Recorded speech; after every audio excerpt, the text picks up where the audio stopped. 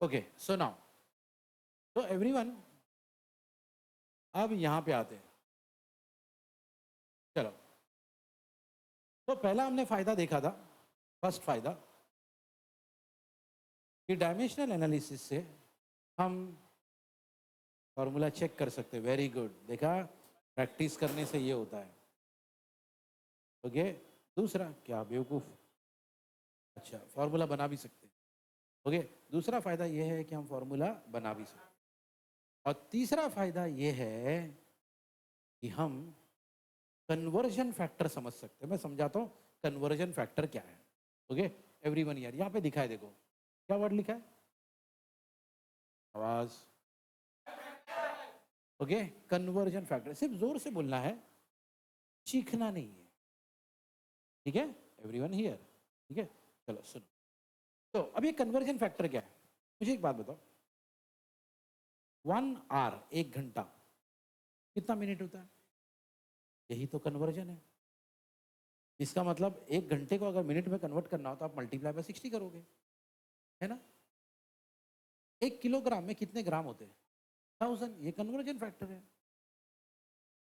मतलब अगर कहीं पे भी आपको किलोग्राम दिखा और वो ग्राम में कन्वर्ट करने की जरूरत पड़ी, आप मल्टीप्लाई बाय 1000 कर दोगे। यही कन्वर्जन फैक्टर है। और मेरी बात सुनो एवरीवन, हमें ना डायमेंशनल एनालिसिस से यही कन्वर्जन फैक्टर निकाल सकते हैं। ये तीसरा बड़ा फायदा। ठीक है, चलो सुनो अभी ध्यान से क्लियर। तो हमारा क्वेश्चन, हमारा टॉपिक ये है, conversion factor between SI unit and units of work using.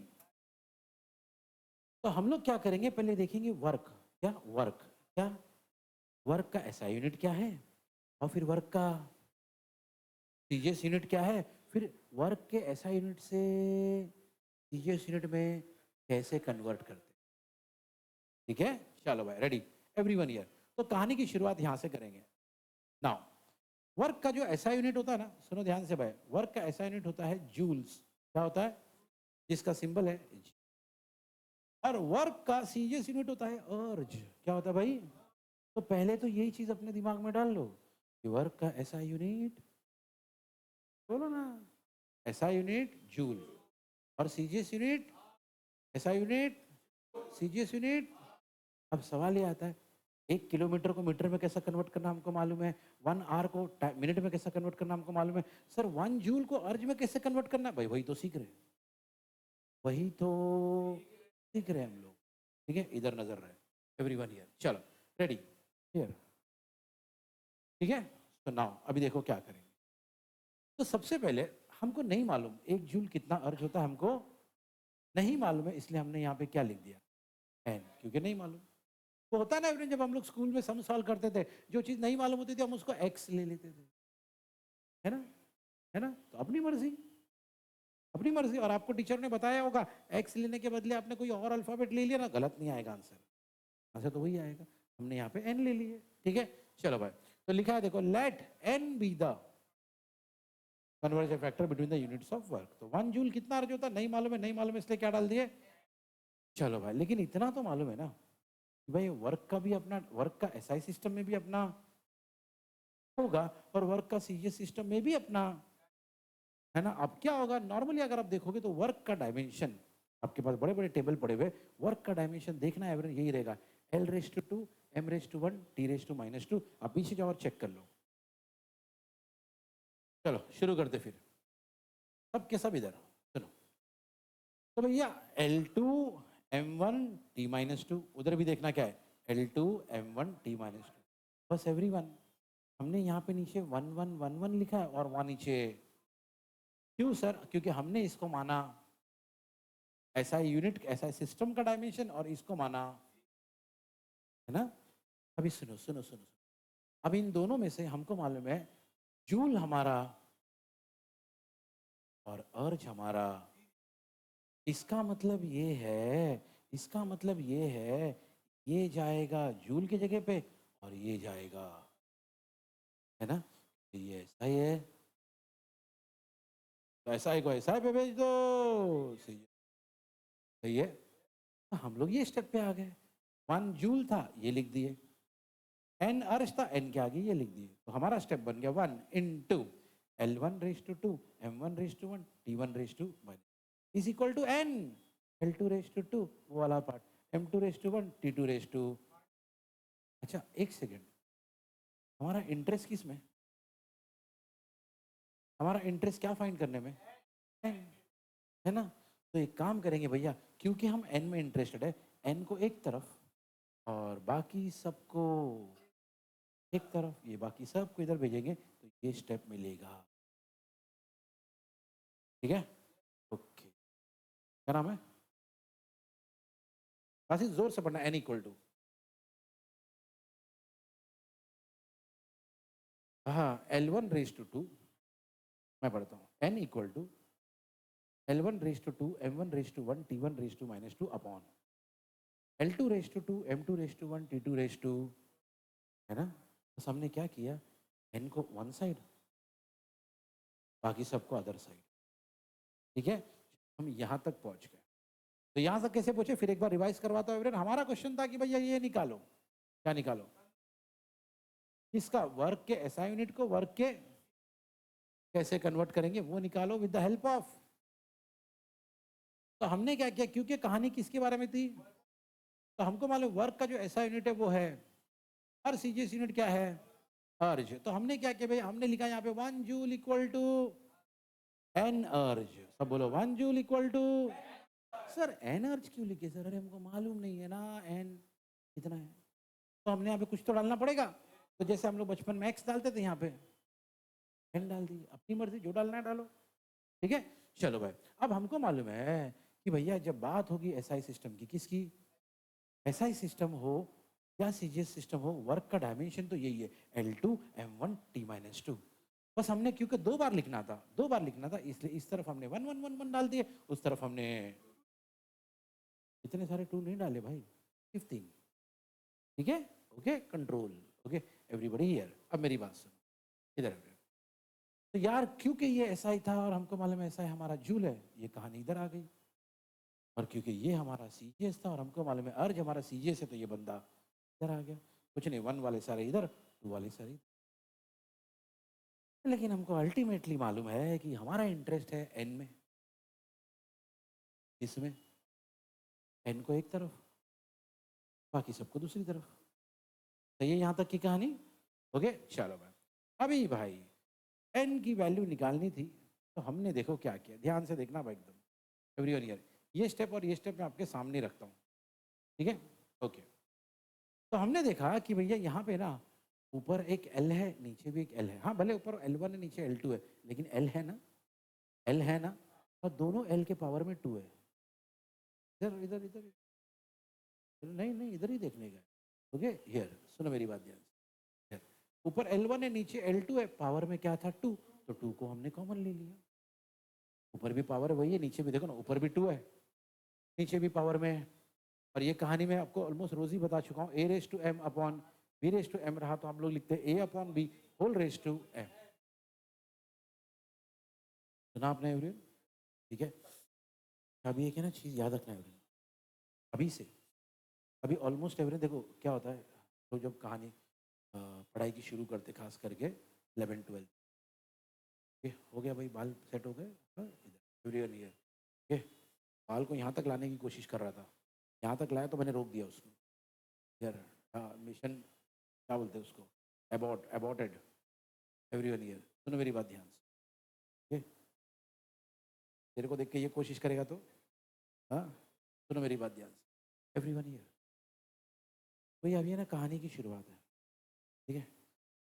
तो क्या होता है बोला, जैसे बोलते हैं ना एक बच्चा छोटा होता है ना, तो वो सिर्फ क्रॉल करता है, अपने बेड पे पलटी मारता है, फिर धीरे धीरे वो क्या बोलता है, चलने नहीं लगता, बहुत टाइम है भाई, हाँ घोड़ा बनता है बोले, तो क्रॉलिंग बोलते हैं इंग्लिश में। फिर वो धीरे धीरे यहाँ चीज़ों को पकड़ पकड़ के खड़े होने लगता है, और फिर वो भागने लगता है, फिर दौड़ने लगता है। हाँ ठीक है, अच्छा पहले चलता है भाई, फिर भागता है, फिर दौड़ता है, हो गया यार। तो मेरी बात सुनो, स्टेजेस है ना, और एज के साथ वो स्टेज चेंज होते रहना चाहिए, है कि नहीं। 4 साल 5 साल का बच्चा है, ओके, या उससे भी बड़ा, और क्रॉल करके आ रहा, तुमको खराब लगे, बोले क्या नाटक है, एम आई राइट एवरीवन। है ना? ओके, बस सही बात है, हँसने वाली बात है भाई, क्योंकि ऐसी हमको ही खराब लगे, क्या नाटक है बोले, ठीक है? ओके, एवरीवन हियर, मेरी बात सुनो, अब से ना एवरीवन, ओके? स्टेज धीरे-धीरे अपने को बढ़ाना है। जो भी चीज़ मैं आपको पढ़ाऊँगा, जो भी चीज़ मैं आपको पढ़ाऊँ या कोई भी टीचर आपको पढ़ाए, ओके? आप उसको घर पे जाके नोट्स में देखो या जहाँ से भी देखो, उस चीज़ को एग्ज़ैक्टली आप घर पे बैठ के 2 बार लिख के लाओ। नोटबुक में 2 बार कंपल्सरी लिखोगे, अब से रोज़ चेक हो। ना आपने एवरीवन, अब से रोज़ वो चीज़ चेक, ये रोज़ का होमवर्क है, मैं बोलूँ या नहीं बोलूँ, किसी का भी लेक्चर हो, किसी का भी लेक्चर हो, ये प्रोसेस रोज़ चलेगा, ठीक है? ये ज़रूरी है। इससे काम बढ़ेगा, हाँ सर काम बढ़ेगा, मेहनत बढ़ेगी, हाँ सर बढ़ेगी,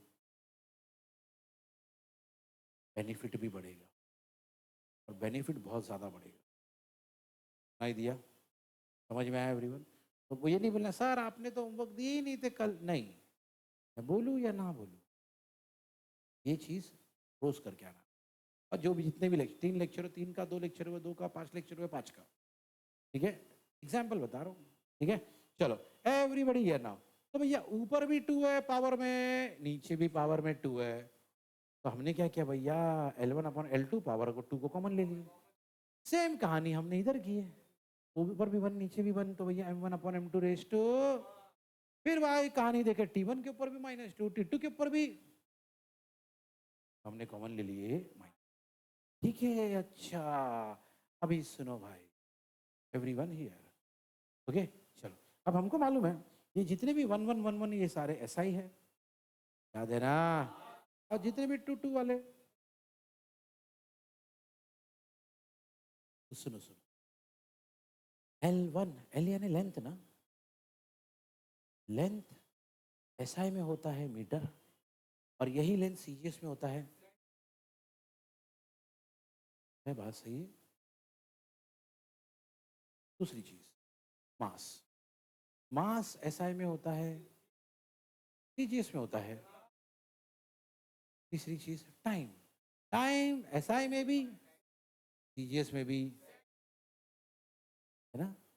तो ऊपर सारे 1 1 थे, तो हमने उसके SI लिख दिए, नीचे सारे 2 2 थे, हमने उसके CGS लिख दिए, क्योंकि हमको मालूम है 1 यानी SI था और 2 यानी, ठीक है? तो भैया लेंथ का SI में मीटर, मास का, टाइम का, इधर भी सेकेंड। अब मेरी बात सुन, ऊपर मीटर है नीचे सेंटीमीटर, मैं मीटर और सेंटीमीटर को कैंसिल नहीं कर सकता, मैं सेकंड और सेकंड को चाहूँ तो, ये दोनों है ना, इधर इधर इधर इधर, ठीक है? हर एक पे नजर रहती है, इधर देखो कंटिन्यूसली, बस करो। अब हमको इतना मालूम है 1 metre equal to 100 centimetre, 1 kilogram equal to, इसका मतलब ये मीटर हटा के मैं,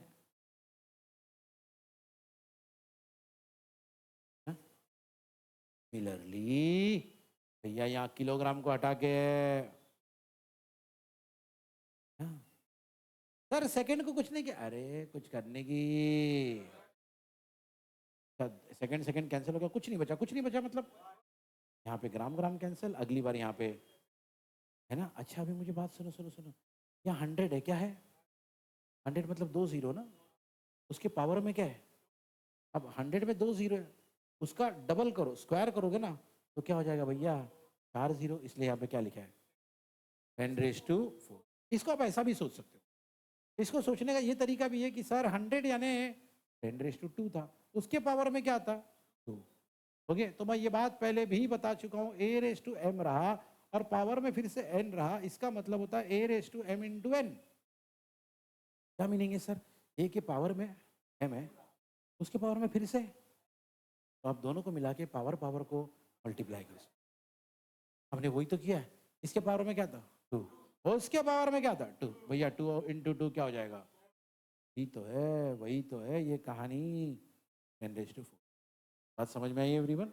ओके, ये बात है ना, साइड में लिख लो, साइड में लिख लो, एकदम अलर्ट में रहो, एकदम अलर्ट में। चलो सुनो एवरीवन हियर, तो भैया 10⁻² के पावर में 2 था तो वो क्या हो गया 10⁻⁴।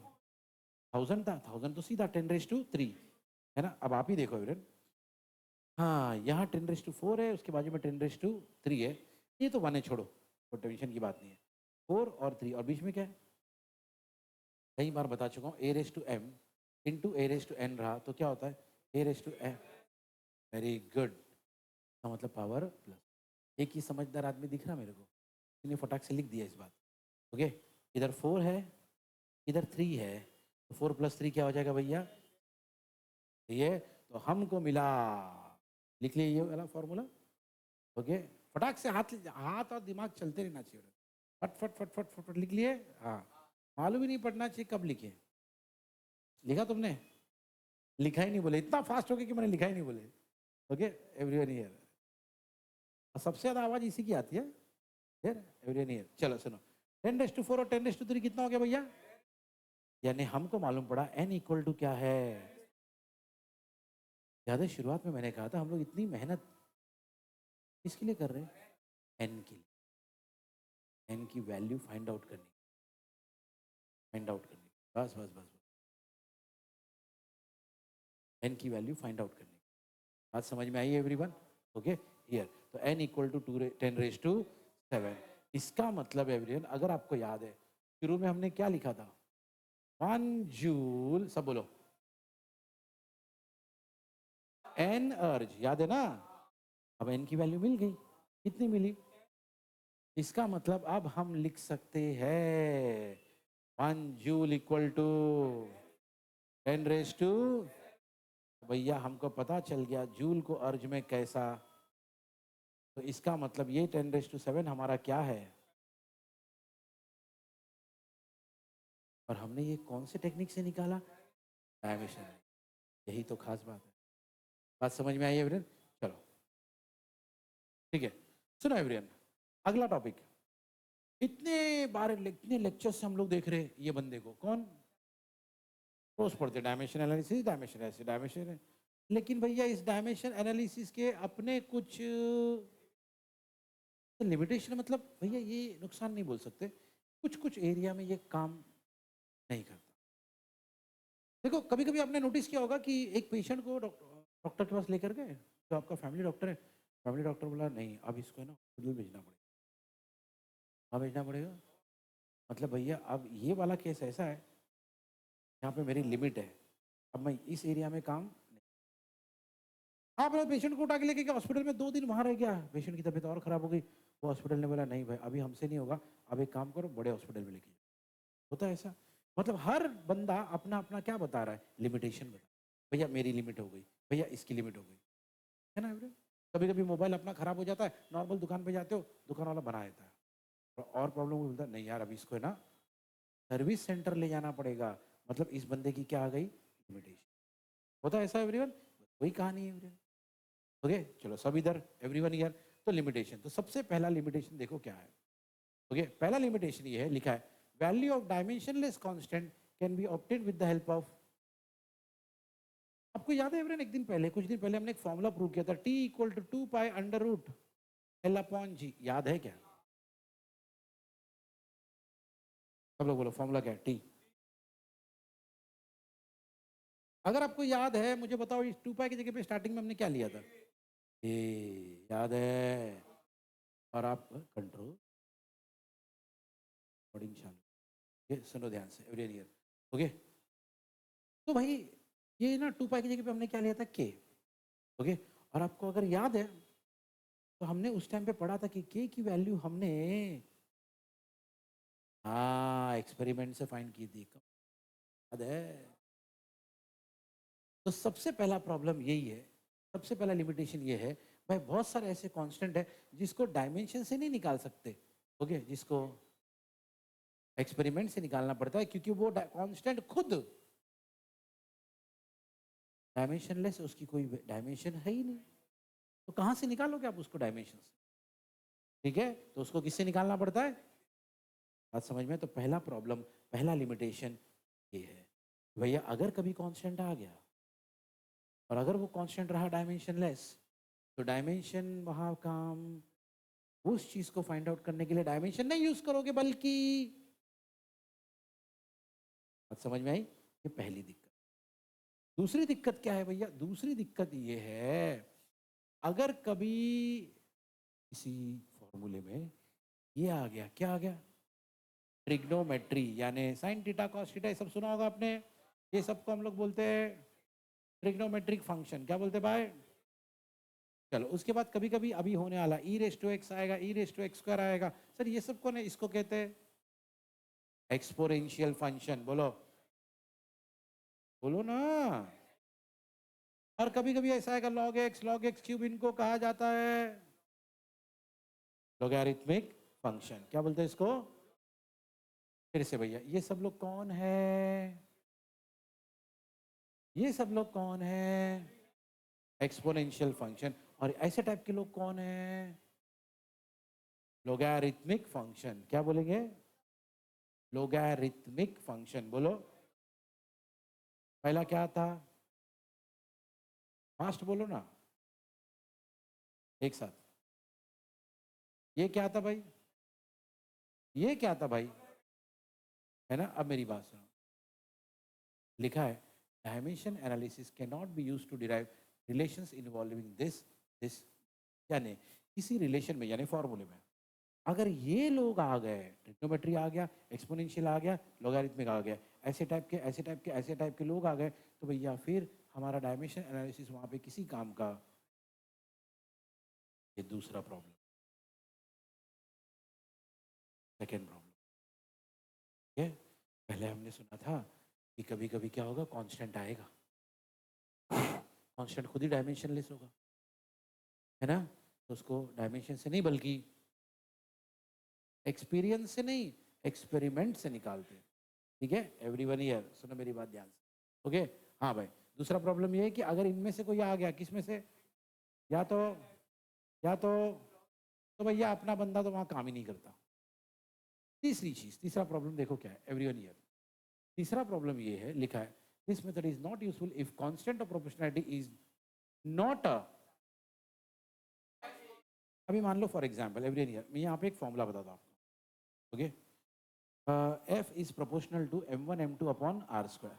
ये फॉर्मूला है ग्रेविटेशन का, आगे आएगा ये chapter. F is proportional to m1 m2 upon R square. अब इधर सुनो, प्रोपोर्शनैलिटी साइन हटाने के लिए मैंने आपको बताया था क्या डालते, इक्वल टू की साइन डालने के लिए क्या डालने का? कांस्टेंट। क्या डालेंगे? यहाँ पे जो कांस्टेंट है उस बंदे का नाम है जी। जी को कहा जाता है ना? क्या बोलते हैं इसको? लेकिन पता है जी का एक प्रॉब्लम है, वो पिछली बार है ना, के का आंसर हमने निकाल लिया था एक्सपेरिमेंट से, क्योंकि वो डायमेंशनलेस था। क्या था वो? लेकिन जी के बारे में बताया तो जी इज नॉट डायमेंशनलेस। ऐसे केस में, ऐसे केस में डायमेंशनल एनालिसिस काम नहीं करेगा। वही लिखा है, this method is not useful if constant of proportionality is not अ। भैया अगर डायमेंशनलेस क्वांटिटी है तो कम से कम एक्सपेरिमेंट से तो निकाल लोगे। लेकिन अगर वो डायमेंशनलेस क्वांटिटी नहीं है, तो भैया उसको निकाल ही नहीं पाओ, दिक्कत हो जाएगी। मतलब डायमेंशन एनालिसिस वहां पे किसी काम का, कोई दूसरा तीसरा तरीका लगाओगे, लेकिन ये तरीका काम नहीं होता। चौथा problem, if the correct equation contains some more terms. एक फॉर्मूला है जो ऑलरेडी करेक्ट है, आपको पहले से ही मालूम है यार ये फॉर्मूला एकदम सही है, और आपको बोला गया एक काम करो, चेक करो इसको। If the correct equation contains some more terms of the same, it is not possible to know about the presence using. मैं एग्जैक्टली एग्जाम्पल देके आपको समझाता हूँ ये क्या बोलना चाहता। सब लोग यहाँ पे देखो, यहाँ पे एक फॉर्मूला है। क्या फॉर्मूला है? ठीक है, अब आपको किसी ने, मान लो आपको ये फॉर्मूला मालूम ही नहीं है, आपको किसी ने फॉर्मूले का इतना हिस्सा दिया, सिर्फ ये वाला पार्ट गायब ही कर दिया, सिर्फ इतना दे दिया। क्या लिखा है सब बोलो?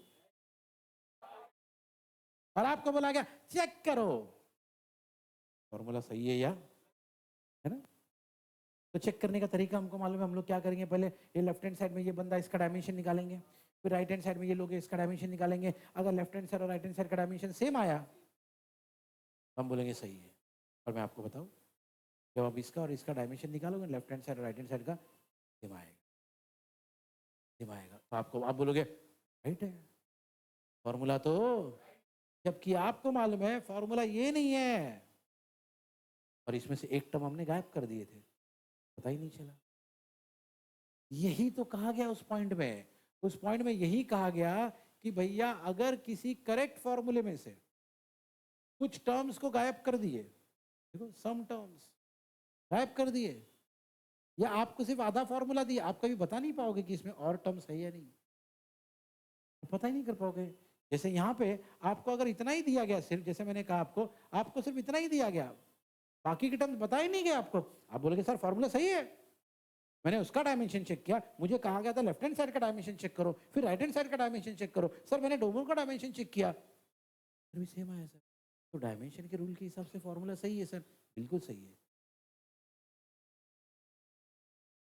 प्रॉब्लम क्या है, फॉर्मूला में ये वाला बंदा भी था, डायमेंशन से ये चीज आप पता, ये सारे डायमेंशन एनालिसिस के लिमिटेशन है। बात समझ में आया एवरीवन? चलो भाई एक और बार बताता हूँ एवरीवन, सुनो।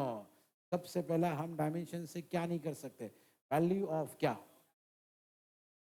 तो आप डायमेंशन से नहीं निकालते हो, बल्कि दूसरा दूसरा तो एकदम सीधा सीधा प्रॉब्लम है कि भाई अगर फॉर्मूले में कौन आ गया, फंक्शन, या तो फिर मतलब क्या हो गया, अगर किसी भी इक्वेशन में फॉर्मूले में साइन कॉस आ गया, डायमेंशन एनालिसिस वहां पे काम नहीं करेगा। ई रेस टू एक्स स्क्वायर आ गया, डायमेंशन एनालिसिस वहां पे भी काम, भैया लॉग एक्स आ गया, लॉग एक्स क्यूब आ गया, लॉग एक्स स्क्वायर आ गया, वहां पे भी आपका ये टेक्निक काम। तीसरा प्रॉब्लम ये है कि भैया अगर आपका जो कांस्टेंट होता है नॉर्मली वो डायमेंशन लेस होता है तो अपन निकाल लेते हैं एक्सपेरिमेंट से, लेकिन अगर वो डायमेंशन लेस नहीं है तो निकाल ही नहीं पाते, तो दिक्कत हो जाती है।